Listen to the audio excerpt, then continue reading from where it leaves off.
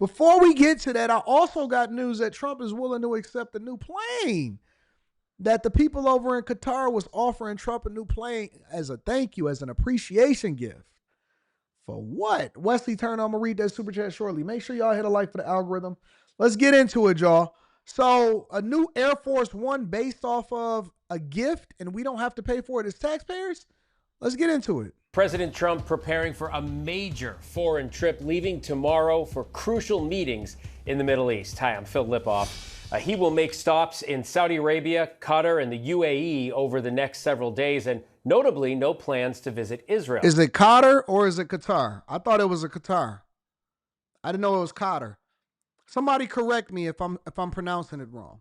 The trade war, ongoing attacks in the Middle East, and peace talks in the Russia-Ukraine war are expected to dominate much of that discussion. And while in Qatar, sources tell ABC News, President Trump is expected to accept is he saying it right or what's am I likely saying it the right? most Let me know expensive gift a foreign government has ever given to a U.S. president, a super luxury Boeing 747-8 jumbo jet. All right, so I'm going to pronounce it. The president plans to use as the new Air Force One. Aviation experts say the plane is worth an estimated saying I'm right. $400 million before the U.S. Air Force makes modifications that the president will need. Let's get right to ABC News senior White House correspondent. Let me rewrite. What do you say? 400 million? That's how much it is. And then the U.S. Air Force make modifications? Let me see. The president plans to use as the new Air Force One. Aviation experts say the plane is worth an estimated Both are right? $400 million before the U.S. Air Force makes modifications that the president will need. Let's get right to ABC News senior White House correspondent Selena Wang and ABC News national security and defense analyst Mick Mulroy. Selena, I want to begin with you. What are President Trump's top priorities outside of the jet with this trip to the Middle East? And does this luxury plane from Qatar raise any red flags in Washington? Yeah, well, Phil, first of all, the fact that the president is choosing Saudi Arabia as the first major foreign trip of his second term just signifies this growing political and economic relationship between the U.S. and Saudi Arabia under the Trump administration. You'll remember that Saudi Arabia was also where President Trump had chosen to take his first foreign trip in his first term, and he's once again breaking tradition by skipping over America's closest neighbors. Now, this does come as the Gulf has played a critical role in mediating conflicts around the world, including the war in Ukraine, with Saudi Arabia serving as a venue for separate U.S. talks with both Russia and Ukraine. This also comes as the Trump administration is trying to make progress when it comes to the humanitarian crisis and the war in Gaza. Now, when it comes to that luxury plane, y'all said this is red flags about whether or not it's legal for the Trump administration and ultimately the Trump Presidential Library Foundation to accept such a valuable gift from a foreign power. But sources are telling us that both the White House and the Department of Justice have concluded that because the gift doesn't come with any conditions, it's not conditioned on any official act, they're considering that this does not constitute bribery. Mick, what's most at stake as President Trump meets with these leaders? So, Phil, of course. Well, I guess the real question that we need to ask ourselves, all right, objectively speaking, it's two questions that come with this. Why are they doing it, A, and then who has to pay for it if we decide that we don't want to take it? Because obviously Trump is already saying that, and he's had these conversations in the previous interviews, even in his first term, that the United States of America needed a new Air Force One or they needed an additional Air Force One. So the question that you have to ask yourself is, are they sending this as a thank you gift from what they've already benefited off of the United States of America, and they're just huge fans of Trump and the way that we do business with them, because what's beneficial for them is both beneficial for us, and that it's an equal exchange, and so we don't have to give up anything in addition in order to get the plane, number one. And then number two, if we don't accept this, well, the taxpayers then have to foot the additional $400 million in order to buy the plane. That's the question that you have to ask yourself as we go through this. And I want to hear more about it before I give you my opinion on it. Let's continue. Of course, there is a lot of economic aspects to this, particularly investments in the United States when it comes to these countries. But it's also important to point out that a lot of our military assets in the region are housed and hosted by these countries. Including our forward command center for Central Command and our major air operations, major maritime operations, are all in this region, some of which are hosted by the countries you already mentioned. So it is important for us to show our appreciation for that, because it gives us the ability to project force to this region that's really unparalleled among any other countries. And Selena, these trade talks between the U.S. and China are underway, as you know, in Switzerland. I know you've been digging into this. Any progress towards lowering tariffs yet? So we'll get there on the trade talks very, very shortly. Let me pivot for a minute and see if I can get this from another angle before. And I always like to get it from the money angle, the CNBC angle, before we start talking about, and I give you my opinion on the situation. Welcome back to Squawk Box. President Trump preparing to accept a luxury jet from the royal family of Qatar, which the president will then use as a new Air Force One. That's according to sources who spoke with NBC News. The White House planning to retrofit the $400 million Boeing 747 jet so it can be used in Trump's official capacity as president. Two sources saying the plane will then be transferred to the president's Library Foundation at the end of his second term, which would then allow him to continue flying on that plane. But Qatar's media attaché now to the U.S. called the transfer, quote, possible, as no decision has been made. Okay, all right. So this is why I always want to get all of the facts. Before we start speaking on it, I want to get it from a money perspective, a political perspective. I want to see what the ops are saying and people that agree and that are Republican and conservative. All right, so this is, so you know how Trump was traveling on the Trump plane and he was crisscrossing the country, and it wasn't Air Force One, but he was traveling on his own plane to, take care of everything. Now, it's not going to him personally, it's going to his foundation, which is basically him personally, but he don't have to personally take ownership or responsibility. It's more or less a business transaction. Now, what they're saying is that we want you to be able to fly on this plane. We're going to give it to you as a gift. The U.S. taxpayers don't have to pay for it, but you'll be able to keep the plane. So he's not replacing what Air Force One has already has him flying on from a security perspective right now. What they're saying is that this will be your own personal plane, but we would like for you to use it as a gift during your current administration and getting around the country. And then you can keep it as a part of your presidential library, which one of the things that we've seen is a lot of the billionaires that came up and kissed the ring, especially when Trump first became president of the United States of America for the second time, we've seen them donate to his presidential library. We've seen, I believe, Jeff Bezos do it.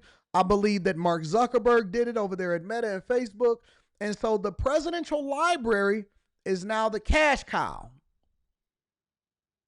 because it allows for people to contribute into it for him to be able to, do what he needs to do and then also still remain the greatest president of all time, even after he leaves office. Not at the taxpayer dime, though. New Air Force One planes are years now behind schedule and billions of dollars over budget, but the possible gift from Qatar raising some legal and ethical questions. After some of those surfaced yesterday, the president... Somebody says, stop trying to dress it up. It is what it is. Stop trying to dress what up? I haven't even given my opinion yet. Look at y'all already in your emotions. I haven't said yay or nay. All I'm doing is summarizing what has been contributed to Trump so that we better understand, and then we can have the conversation, and then I will give you my opinion afterwards. What do you mean don't try to dress it up? All I'm telling you is what he just told you and what the previous video told you in a summary form. I haven't even given my opinion yet. You so emotional. Get out, dog. You emotional like your mama. You your mama's son. You your mama's son. Stop being emotional. We haven't even gotten through this particular segment yet. I haven't even given my opinion yet. You your mama's son. Don't be emotional. Hold off for 1 second and let us get all of the facts, all right? And posted on his social network the following. So the fact that the Defense Department is getting a gift free of charge of a 747 aircraft to replace the 40-year-old Air Force One temporarily in a very public and transparent transaction so bothers the crooked Democrats that they insist we pay top dollar for the plane anybody can do that. The Dems are the world-class losers. MAGA. I have a different take on this. What's your take? Would you accept a phone that the Chinese government gave you, or a car that Not the Chinese, Russians gave you on some of these things? It's like too easy to. Just arguing it's bugged, maybe. Well, yes. Either bugged, or they could have a kill switch that takes it down at some point. Not that I think Qatar is necessarily doing that, but there's a reason to not accept Trojan horses from other places. Look, Boeing's a disgrace for not getting this up and running faster. This was put together in the first Trump administration to get the new Air Force One there. They are behind on so many things, and they should have put more focus on this. I don't know how you get around the emoluments. What's the laws? It's the emoluments clause. Yeah, you can't accept gifts from a foreign government. Right. So I thought it was going to the library afterwards, like, have you been out to the rake? Well, so that's I thought it was going to be sitting there. The big one, yeah. That's what they were saying, that the sort of structural model, if you will, in terms of the approach they were going to take was to try to follow the Reagan approach, except that Reagan put the plane in the library. Yeah. And the idea, at least in this instance, according to the reporting that I read, I don't know, was that he would be able to continue to fly on the plane. That I didn't think of. That was the sort of concept of how they were going to do this. Right. I don't like the idea of the bugging of it. I just wish that Boeing could actually get its act together and we can make a plane that we actually need and want. And so, but apparently he did take a tour of this plane. By the way, it is a Boeing plane. Right. It's just he apparently toured this exact plane. Qataris have. When it was, I think, in February, Florida. Yeah. Well, it's a nice plane. If you've seen the you inside heard of Bernie. it. So basically what they're saying is they're under the assumption that we aren't competent enough to actually be able to sweep the plane, vet the plane, make sure that the plane is doing what it's supposed to do, that it would be some sort of Trojan horse. That and or the optics of it in general, as far as Trump shouldn't be able to accept a plane from Qatar or Qatar. I mean, people like us and like Bernie that need to be places. I mean, standing in these lines is a big pain for all of us. And, Newark is one of our airports. I would accept the citation. Not looking for a Boeing. So I would accept a citation. A citation 10. From those viewers out there with access, we have there's no emoluments. Or Qatar. There is a clause. We do have a clause, though. Yeah. My opinion of the situation is, I think that more due diligence need to be vetted, because I don't want anybody to come back later and then say that. Well, all right, let me look at it from all angles. I got 4 points that I want to make about this. My first point that I want to make about this is that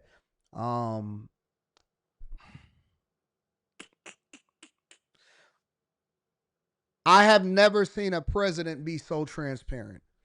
I believe that politicians, people that do deals, I believe that there's people that get gifts, people that is taken care of, people that is gifted things as a result of them doing business and making business decisions with these people behind the scenes all the time. I do not think that this is new. I think that people get these type of gifts and that these type of decisions are made on a regular basis. That's number one. I appreciate the fact that this is very transparent, and the first thing that they did was say, hey, listen, they want to offer us a plane. We haven't accepted it yet, but we're considering it, and we need to have this conversation. The one thing that you cannot say about this president is that there is nothing to expose, because everything that he does, he puts it on the front page for people to be able to know what's going on, regardless of what it is that they agree with or they disagree with. There is no, as far as we can see right now, there is no back door, because everything is on the front page and they saying, hey, listen, it's nothing for you to discover, because we are considering their offer of giving us a $400 million plane for us to modify and for me to use after I become president or after my presidency is over. So that's the first thing that I have to say. The second thing that I'm concerned about is, are we the ones that's paying for it, the taxpayers? And if the answer is no, then I don't care. I genuinely don't care. If they want to gift him a president and say, hey, listen, I appreciate you, thank you, rocking out. I think that the problem with a lot of people is that they care about the size of the president and whether or not it is appropriate. Let me ask you guys a question. Would you guys accept the plane? Have you guys accepted an inappropriate gift? If your job or somebody that you do business with give you a gift and they say, hey, man, we appreciate you and you've brought so much value to what we got going over here. We want to strengthen ties. And so here's a gift as a result of it. Are you taking it or are you turning it down? Because I see a lot of hypocrites in the chat right now.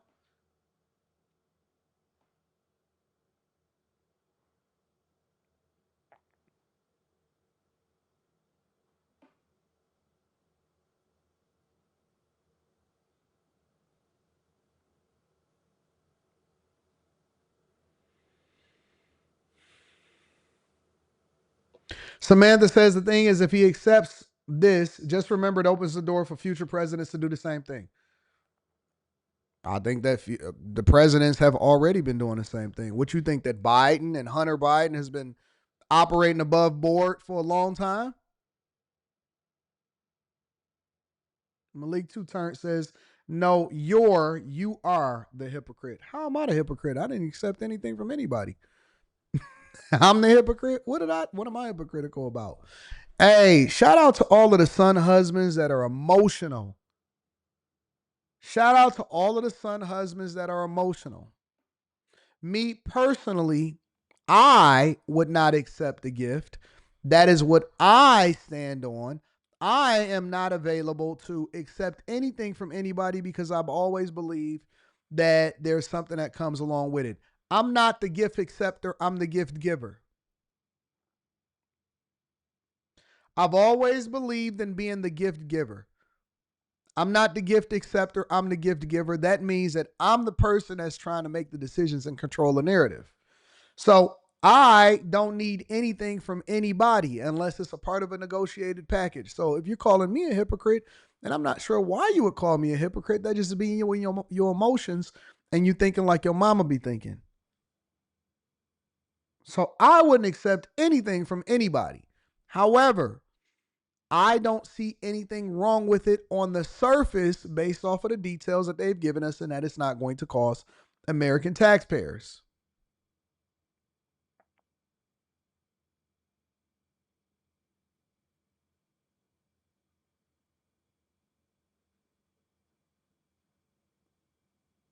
I'm not the gift acceptor. I'm the gift giver. That's what I believe. I'm the lender, not the borrower. I'm the lender, not the borrower. I've always stood on that from a business perspective.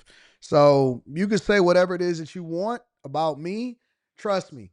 It's funny because a lot of times when I see people talk negatively about me and they'll say something like, he must be getting paid by this person or he must be getting paid by this organization. No, I'm not the person that receives. I'm the person that offers. I'm the person that think long term.